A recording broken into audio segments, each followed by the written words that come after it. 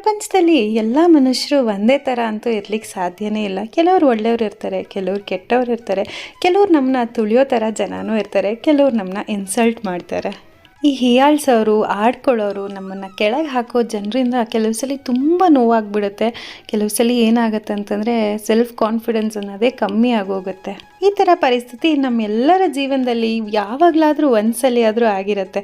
ಆದರೆ ಈ ಥರ ಪರಿಸ್ಥಿತಿಯಿಂದ ಹೊರಗೆ ಬರೋದು ಹೇಗೆ ಅಂತಂದರೆ ಒಂದೇ ಒಂದು ಪುಟ್ಟ ಉದಾಹರಣೆ ಕೊಡ್ತೀನಿ. ಈಗ ನಮ್ಮ ಮುಂದೆ ಯಾರೋ ಒಬ್ಬರು ವ್ಯಕ್ತಿ ಬಂದು ನಮಗೆ ಗೊತ್ತಿಲ್ಲದಿರೋ ಭಾಷೆಯಲ್ಲಿ ಏನೇನೋ ಬೈತಾ ಇರ್ತಾರೆ ಅಂತ ಇಟ್ಕೊಳ್ಳೋಣ. ಆ ಭಾಷೆ ನಮಗೇನಾದರೂ ಅರ್ಥ ಆಗುತ್ತಾ?